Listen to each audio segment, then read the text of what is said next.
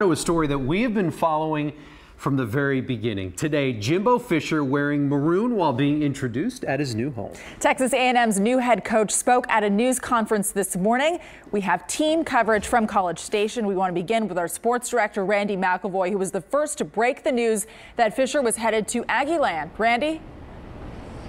I'll tell you what, it's been a busy couple of weeks, specifically the past week or so. This relationship with Texas A&M and Jimbo Fisher ties Fisher with current AD Scott Woodward back in their days at LSU. They hit it off with one another. They promised each other one day they would work for each other.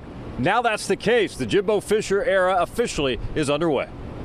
Jimbo Fisher strolled into a jam-packed Hall of Champions at Kyle Field, and within minutes he had donned his new maroon sports coat. Fisher had arrived in Aggieland with a clear message.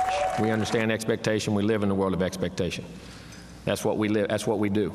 But our expectancy and habits of ourselves to be great will never exceed anything that's out there. We're going to be driven to be the best every day. And when good enough becomes good enough, we have a problem. Fisher is jumping back into the SEC, the nation's best conference, a league he knows well.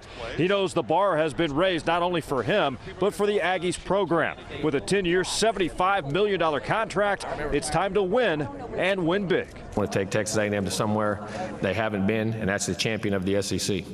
That's what we want to be and what we want to be, and then eventually to the national championship and how we do it. Because if you can compete in this league, you can compete in any league in college football. And one of the top priorities for Fisher begins with recruiting. At the end of the day, recruiting is a lifeline of your organization. You have to go out and get the kind of student athletes that represent the core values in which you want in your organization, not only on physical talent, but the ability to represent, compete, and understand how to be the habits of a champion.